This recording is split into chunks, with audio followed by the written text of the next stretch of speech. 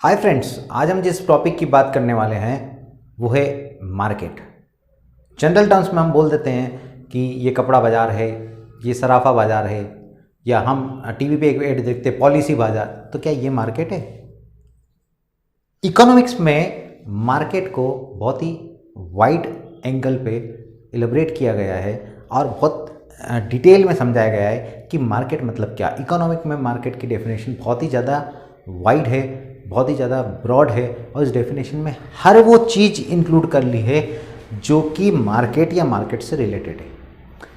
बहुत simple terms में समझें तो मार्केट जनरली हम किसको, मार्केट में क्या होता है सर? मार्केट में एक बेचने वाला होता है, एक खरीदने वाला होता है, ठीक होता है।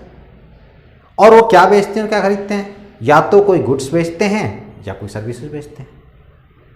तो इकोनॉमिक्स ने मार्केट की डेफिनेशन क्या दी? मार्केट मतलब any place, not a single place. जैसे हम बोल देते हैं कि ये कपड़ा बाजार है, जहाँ कपड़ा मिल रहा हो कपड़ा बाजार है, जहाँ सोना चांदी मिल रहा हो वो सराफा बाजार, ठीक है, जहाँ बर्तन मिल रहे हो बर्तन बाजार है। लेकिन यहाँ ऐसा नहीं है इकोनॉमिक्स में। इकोनॉमिक्स में इनका कहना है कि every place where buyers and sellers deals with a goods और सर्विसेज, जहाँ पे बायर हो, जहाँ पे सेलर हो, जहाँ पे गुड्स हो, जहाँ पर सर्विसेज हो और जहाँ पर प्राइस हो। फ्री में नहीं देंगे, प्राइस होना जरूरी है। जहाँ पर ये कंडीशंस हैं वो सब प्लेस मार्केट है। फिर चाहे आप इंडिया में बेच करके अमेरिका वाले से डील कर रहे हो तो ये भी मार्केट है, ठीक। ये एक छोटे से गांव में से सामान शहर में बेच रहे हो वो भी मार्केट है। तो इकोनॉमिक्स में मार्केट को ज्योग्राफिकल रीजन के बारे में नहीं बताया, ज्योग्राफिकल एरिया नहीं बताया कि यही मार्केट है। मार्केट मतलब क्या बताया उन्होंने? मार्केट मीन्स मार्केट में क्या होना जरूरी है? पहला, बायर एंड सेलर। दूसरा, गुड्स एंड सर्विसेज। और तीसरा, प्राइस। जहां पर बायर सेलर है, गुड सर्विस है और प्राइस है, वो सब मार्केट है। और इकोनॉमिक्स में मार्केट को जो क्लासिफाई किया है वो कंपटीशन के अकॉर्डिंग क्लासिफाई किया है। और इस वीडियो में सिर्फ और सिर्फ हम एक क्लासिफिकेशन की बात करेंगे, परफेक्ट कंपटीशन मार्केट क्या होता है। इकोनॉमिक्स में बताया गया है कि मार्केट परफेक्ट कंपटीशन होता है, मोनोपोली होता है, मोनोपोलिस्टिक कंपटीशन होती है और ओलिगोपोलिस्टिक मार्केट होता है, डुओपोली होता है। अलग अलग तरह से मार्केट को डिफाइन किया गया है। हम यहाँ पर सिर्फ और सिर्फ कंपटीशन के आधार पर मार्केट का क्लासिफिकेशन पढ़ रहे हैं और उस कंपटीशन के आधार में भी सिर्फ और सिर्फ परफेक्ट कंपटीशन की बात कर रहे हैं। तो हम यहाँ डिस्कस करेंगे सिर्फ परफेक्ट कंपटीशन के बारे में। तो स्टार्ट करते हैं हमारा टॉपिक, परफेक्ट कंपटीशन मार्केट क्या होता है। What is perfect competition market?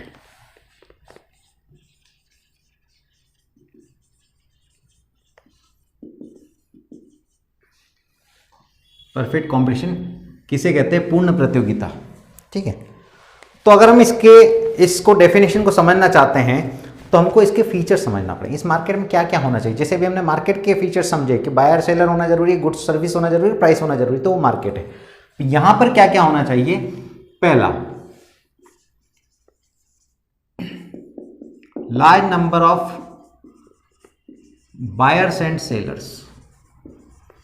जहां पर बहुत सारे बेचने वाले और बहुत सारे खरीदने वाले मौजूद हो, उस मार्केट को हम क्या बोल सकते हैं? Perfect competition market. यानी परफेक्ट कंपटीशन की पहली condition large number of buyers and sellers.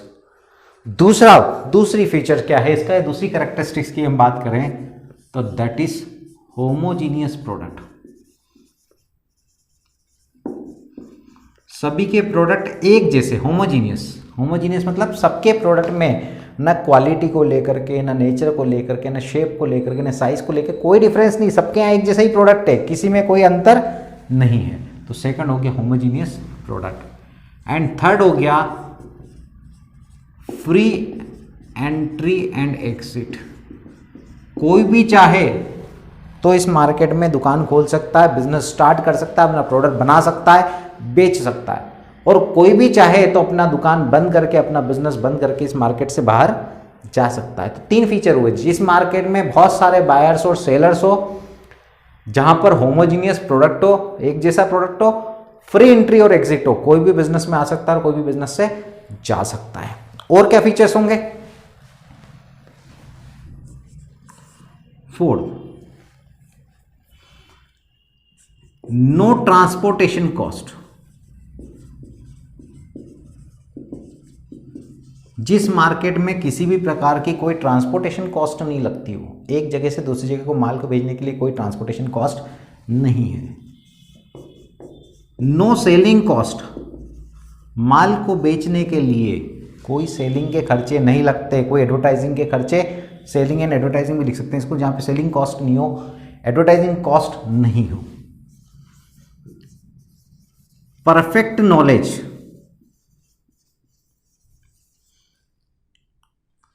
ठीक है, जहां बेचने वाले को भी और खरीदने वाले को भी, दोनों को मार्केट में क्या प्रोडक्ट मिल रहा है, क्या प्राइस चल रही है, कितने में मिलेगा, किस तरीके से इसको यूज करते हैं, वो सारी जानकारी बायर्स को है और सेलर को भी है।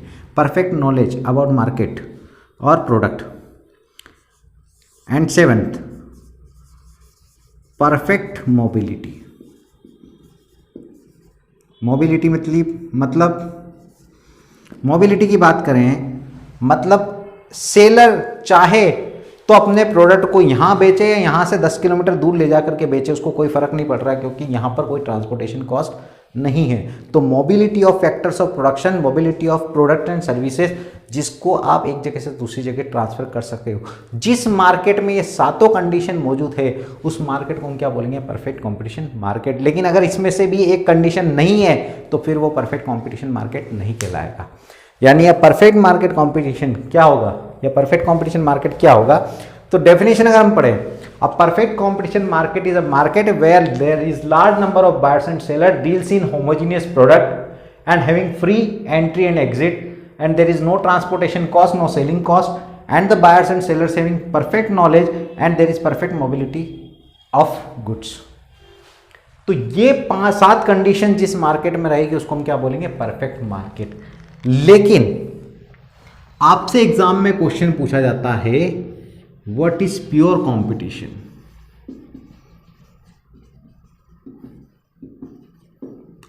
परफेक्ट नहीं पूछ रहे हैं, क्या पूछ रहे हैं? प्योर। तो जहां पर ये 3 कंडीशन है, कौन कौन सी? पहली, दूसरी और तीसरी, यानी large number of buyers and sellers भी है, होमोजेनियस प्रोडक्ट भी है, फ्री एंट्री और एग्जिट भी है, और बाकी चारों चीजें नहीं है, ये नहीं है और ये तीनों है, तो उसको क्या बोलेंगे अपन? Pure competition market. ठीक है, तो परफेक्ट कंपटीशन आई थिंक समझ में आया होगा। ऐसा मार्केट, अब प्रैक्टिकली देखा जाए तो ऐसा मार्केट होता नहीं है, ये एक हाइपोथेटिकल सिचुएशन है, इसलिए क्वेश्चन ऐसा ही पूछा जाता है कि इस परफेक्ट कंपटीशन अ मिथ? क्या परफेक्ट कंपटीशन एक मिथ है, केवल विचारधारा है? हाँ, तो ये एक हाइपोथेटिकल सिचुएशन, एक विचारधारा है, प्रैक्टिकली देखा जाए तो ऐसा मार्केट नहीं होता है। लेकिन कुछ लोगों का ऐसा मानना है कि इंटरनेट सर्विस प्रोवाइडर्स जो होते हैं वो एक जैसे ही प्रोडक्ट दे रहे हैं, सभी इंटरनेट यूज़ करने के लिए अलग अलग स्पीड्स जो है, स्पीड पे डेटा प्रोवाइड कर रहे हैं, और बहुत सारे बायर्स है, बहुत सारे सेलर्स है, लेकिन फिर भी देखा जाए तो बहुत सारे सेलर्स नहीं है। Internet service provider as compared to the population of India there are few numbers of sellers, इसलिए हम उसको भी परफेक्ट कॉम्पिटिशन मार्केट नहीं कह सकते। लेकिन कुछ इकोनॉमिस्ट का ऐसा मानना है कि वो परफेक्ट मार्केट के अंतर्गत आएगा। तो ये 7 कंडीशन अगर है तो परफेक्ट कंपटीशन है, अदरवाइज परफेक्ट कंपटीशन नहीं है। और केवल 3 कंडीशन है तो इसको हम क्या बोलेंगे? Pure competition. अब यहां पर एक इंपॉर्टेंट पॉइंट आता है कि सर जब सबके प्रोडक्ट ऐसे एक जैसे हैं तो मार्केट में प्राइस कैसे डिटरमाइन होगी, प्राइस कैसे पता करें? ठीक है, तो हम बात करें प्राइस डिटर्मिनेशन की। तो परफेक्ट कंपटीशन में जो फर्म रहेगी, जितनी भी फर्म रहेगी, they are price takers, not price makers. Perfect competition market में जो फर्म रहेगी, जो भी कंपनी रहेगी, जो भी बिजनेस करने आएगा, जो भी सेलर आएगा, वो क्या रहेगा? Price taker, not the price maker. मतलब वो अपने प्रोडक्ट की खुद प्राइस डिसाइड नहीं कर सकता कि मुझे कितने में बेचना है। उसको क्या करना पड़ेगा भाई, सामने वाला भी इस प्रोडक्ट को सेम मेरे जैसा प्रोडक्ट अगर वो 10 रुपये में बेच रहा है तो मैं उस प्रोडक्ट की प्राइस 12 रुपये रखूंगा, कोई खरीदेगा मुझसे? कोई भी नहीं खरीदेगा। बोले उससे खरीद लेंगे, जब सेम ही प्रोडक्ट है, फीचर्स भी सेम है, सब कुछ सेम है, तो फिर मैं उससे खरीद लूंगा। तो परफेक्ट कंपटीशन मार्केट में जो फर्म होती है वो प्राइस टेकर होती है, मतलब दूसरे सेलर ने जो प्राइस रखी वही प्राइस हम भी रख लेंगे, हम अपनी प्राइस को डिसाइड नहीं करेंगे। तो एक इंपॉर्टेंट पॉइंट ये हुआ इसका। दूसरा, ना तो सेलर की कोई प्रेफरेंस है, no preference for buyers and sellers. ना तो सेलर की प्रेफरेंस है कि मैं इसी कस्टमर को माल बेचूंगा, और ना बायर की प्रेफरेंस है कि मैं इसी सेलर से माल खरीदूंगा। ऐसे मार्केट को हम क्या बोलेंगे? Perfect competition market. Perfect competition के तो फीचर्स हो गए, लेकिन उसके अगर इंपॉर्टेंट एस्पेक्ट्स की बात करें तो परफेक्ट कंपटीशन के इम्पैक्ट क्या होते हैं, क्योंकि फर्म वहाँ पर प्राइस खुद डिसाइड नहीं करती है, उसको मार्केट में जो प्राइस चल रही है वही प्राइस रखना पड़ती है। There is no preference for buyers and sellers. ना बायर्स को सेलर की कोई प्रेफरेंस है, ना सेलर को बायर की कोई प्रेफरेंस है। अब जब बात करें तो सभी की प्राइस सेम है, हर कोई प्रोडक्ट को सेम प्राइस पे बेच रहा है, तो क्या ज्यादा प्रोडक्ट बेचने के लिए आप प्राइस कम करोगे? नहीं। जब वो 10 में बेच रहा तो 1 यूनिट भी 10 में बेच रहा है, 2 भी 10 में, 3 भी 10 में, 4 भी 10 में, 5 भी 10 में, यानी हर यूनिट की प्राइस क्या आएगी? सेम। तो यहां पर एवरेज रेवेन्यू और मार्जिनल रेवेन्यू आपका क्या हो जाएगा? सेम। अब अगर आपको मैं ग्राफिकल प्रेजेंटेशन दूं तो एक फर्म का इक्विलिब्रियम कहां आएगा? फर्म का average revenue is equal to marginal revenue is equal to price. ये तीनों क्या रहेंगे? सेम। अब ये आपको कर्व अगर समझ में नहीं आ रही है तो हमारा वीडियो है थ्योरी ऑफ रेवेन्यू के नाम से, उस वीडियो की मैं यहाँ लिंक दे देता हूँ, आप पहले उस वीडियो को जरूर देखें तो आपको ये कर्व समझ में आएगी कि कर्व ऐसी क्यों बनी है। ठीक है। और मार्जिनल कॉस्ट जो होगी वो धीरे धीरे क्या होती जाएगी? कम, और फिर क्या होने लग जाएगी? बढ़ने लग जाएगी। तो ये मार्जिनल कॉस्ट जो है वो मार्जिनल रेवेन्यू को कट कर रही है 2 पॉइंट पे, यहां भी कट कर रही है और यहां भी कट कर रही है। तो एक प्रोड्यूसर को, एक फर्म को कितनी क्वांटिटी बनाना है अगर ये डिसाइड करना है तो उसकी कंडीशन क्या हो गई? इक्विलिब्रियम की, इक्विलिब्रियम ऑफ फर्म की पहली कंडीशन है marginal cost is equal to marginal revenue. ये दोनों बराबर, यहां भी और यहां कम होता जा रहा है जैसे जैसे क्वांटिटी बढ़ाते जा रहा हूं। जैसे यहां पे क्वांटिटी है ना, जब कम क्वांटिटी बनाता हूं तो प्राइस इतनी आती है, फिर थोड़ी ज़्यादा क्वांटिटी बनी तो कॉस्ट और कम हो गई, और ज़्यादा क्वांटिटी बनी तो कॉस्ट और कम हो गई, और ज़्यादा क्वांटिटी बनी तो कॉस्ट और कम होती जा रही कॉस्ट। ये हमारी कॉस्ट और रेवेन्यू।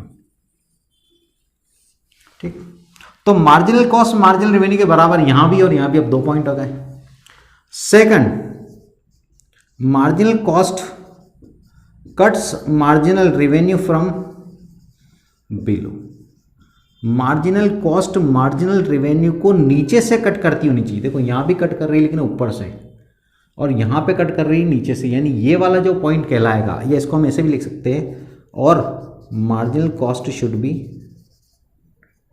Be increasing. कैसी होनी चाहिए?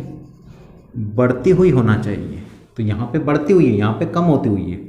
तो ये वाला जो पॉइंट है, ये पॉइंट क्या कहलाएगा? उसका इक्विलिब्रियम पॉइंट। यानी एक प्रोड्यूसर को इससे ज़्यादा क्वांटिटी नहीं बनाना चाहिए। ये इक्विलिब्रियम क्वांटिटी आ गई। ये किसका इक्विलिब्रियम आ गया? फर्म का। यानी फर्म के इक्विलिब्रियम की 2 कंडीशन क्या हो गई? मार्जिनल कॉस्ट मार्जिनल रेवेन्यू के बराबर होना चाहिए, और मार्जिनल कॉस्ट कट करना चाहिए मार्जिनल रेवेन्यू को। कहां से? नीचे से ऊपर की ओर। या मार्जिनल कॉस्ट इंक्रीजिंग होना चाहिए, यहां पे डिक्रीजिंग है और यहां पर इंक्रीजिंग है, तो इंक्रीजिंग बढ़ती हुई होना चाहिए। ये दोनों कंडीशन जहां पे आ जाएगी वो फर्म का क्या कहलाएगा? इक्विलिब्रियम। ठीक। ये ग्राफ कैसे बना, इसके लिए आप थ्योरी ऑफ रेवेन्यू वाला हमारा चैप्टर जो है वो जरूर देखें उस वीडियो को, तो आपको ये बहुत इजीली समझ में आ जाएगा। अब बात करें इंडस्ट्री के इक्विलिब्रियम की। ये किसका इक्विलिब्रियम था? फर्म का। इंडस्ट्री के इक्विलिब्रियम की बात करें तो इंडस्ट्री चलेगी डिमांड और सप्लाई पे। डिमांड कर्व है, ये सप्लाई कर्व है।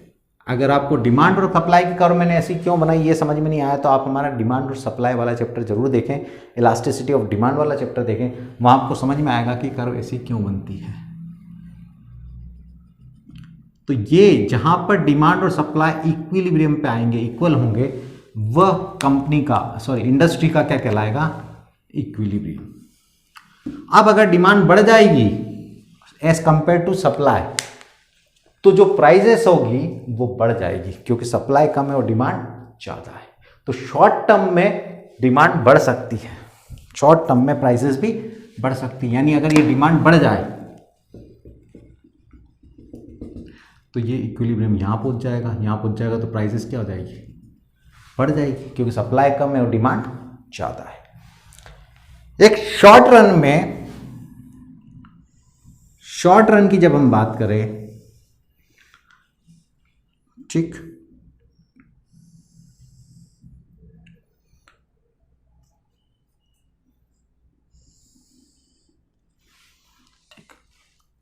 तो मार्जिनल कॉस्ट और मार्जिनल रेवेन्यू, ये फर्म का मार्जिनल रेवेन्यू है और ये फर्म की मार्जिनल कॉस्ट है, ये दोनों इस पॉइंट पे क्या हो गए, इक्वल हो गए। यहां पे फर्म का इक्विलिब्रियम आ गया।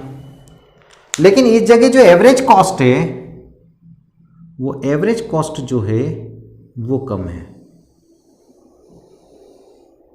मार्जिनल रेवेन्यू और एवरेज रेवेन्यू तो सेम रहेंगे, marginal revenue equal to average revenue equal to price, ये तो तीनों सेम रहेंगे। पर आपका एवरेज रेवेन्यू क्या है, कम है, और एवरेज रेवेन्यू कम है और एवरेज कॉस्ट एवरेज रेवेन्यू ज़्यादा और एवरेज कॉस्ट कम है। ये मैंने एवरेज कॉस्ट का। तो ये जो पॉइंट रहेगा, यानी ये जो डिफरेंस है जहाँ पे एवरेज कॉस्ट ऊपर है और एवरेज रेवेन्यू ऊपर है और एवरेज कॉस्ट नीचे है, ये फर्म का क्या कहलाएगा, सुपर प्रॉफिट। यानी इस सिचुएशन में फर्म की मार्जिनल कॉस्ट मार्जिनल रेवेन्यू तो बराबर है, लेकिन एवरेज कॉस्ट कम है और एवरेज रेवेन्यू ज़्यादा है, तो फर्म क्या कर रही है, ज़्यादा प्रॉफिट कमा रही है। जब ऐसा होगा, ये शॉर्ट रन में पॉसिबल है, क्योंकि जिस बिजनेस में ज़्यादा प्रॉफिट दिखेगा उस बिजनेस की तरफ बाकी लोग भी अट्रैक्ट होंगे और वो भी चाहेंगे कि हम भी इसी बिजनेस को करें। और जब वो भी इसी बिजनेस को करने आएंगे तो मार्केट में सप्लाई क्या होगा, बढ़ जाएगा। यानी शॉर्ट रन में ये चीज़ पॉसिबल है कि एक फर्म को प्रॉफिट भी हो सकता है और लॉस भी हो सकता है। लेकिन लॉन्ग टर्म की जब हम बात करेंगे, यानी लॉन्ग टर्म की जब हम बात करेंगे तो फर्म का मार्जिनल कॉस्ट और मार्जिनल रेवेन्यू भी बराबर होगा और एवरेज कॉस्ट और एवरेज रेवेन्यू भी बराबर होगा। यानी एवरेज, ये हो गया आपका मार्जिनल कॉस्ट, ये हो गया मार्जिनल रेवेन्यू, ये हो गया एवरेज रेवेन्यू, हो गई एवरेज कॉस्ट, और ये सभी इक्वल हो जाएंगे। क्योंकि पहले आप कम क्वांटिटी बना रहे थे तो सप्लाई कम था और डिमांड ज़्यादा थी, इसलिए आपकी मार्जिनल कॉस्ट मार्जिनल रेवेन्यू तो बराबर आ गया, लेकिन आपकी एवरेज कॉस्ट कम है, इस कारण से फर्म को क्या हो रहा है, सुपर प्रॉफिट हो रहा है। लेकिन जब इस प्रॉफिट को देखेंगे तो ज़्यादा बिजनेसमैन इसकी तरफ क्या होंगे, अट्रैक्ट होंगे और इस प्रोडक्ट को और ज़्यादा लोग बनाना स्टार्ट कर देंगे, तो मार्केट में इसका सप्लाई क्या हो जाएगा, बढ़ जाएगा। तो जो प्राइजेस ज़्यादा थी वो अपने आप कम हो जाएगी, मतलब ये हायर प्राइस से नीचे की तरफ आ जाएगा और नीचे की प्राइस पे मार्जिनल कॉस्ट मार्जिनल रेवेन्यू जहाँ इंटरसेक्ट करेगी और वहीं पे एवरेज कॉस्ट भी इंटरसेक्ट करेगी, तो ये सब कुछ बराबर हो जाएगा, तो यहाँ इक्विलिब्रियम की कंडीशन आ जाएगी। आई होप कि आपको ये वीडियो समझ में आया होगा। तो यहाँ पर हमने सिर्फ और सिर्फ परफेक्ट कंपटीशन मार्केट की बात की है। सेकंड पार्ट में, सेकंड वीडियो में, अगर इसी को आप कंटिन्यू देखना चाहते हैं तो हमारा सेकंड वीडियो जरूर देखें, उसमें हम मोनोपोली की बात करेंगे और उसके बाद वाले वीडियो में हम मोनोपोलिस्टिक कंपटीशन की बात करेंगे। सो आज के लिए इतना ही। हमारे साथ बने रहिए और हमारे वीडियो को लगातार देखते रहिए। अगर आपको ये वीडियो पसंद आया है तो इसको लाइक करें, शेयर करें, सब्सक्राइब करें और इक्विलिब्रियम की कंडीशन कभी ना भूलें, क्योंकि यही एग्जाम में पूछा जाता है कि फर्म के इक्विलिब्रियम की कंडीशन क्या होती है। मार्जिनल कॉस्ट मार्जिनल रेवेन्यू के बराबर होना चाहिए और मार्जिनल कॉस्ट कट करना चाहिए मार्जिनल रेवेन्यू को नीचे से ऊपर की तरफ, या इसी को ऐसा लिख सकते हैं कि मार्जिनल कॉस्ट कैसी होनी चाहिए, इंक्रीजिंग होना चाहिए। ठीक, अगर आपको ये वीडियो अच्छा लगा है तो इसे लाइक करें, शेयर करें, सब्सक्राइब करें और हमारे साथ बने रहें। Thank you so much.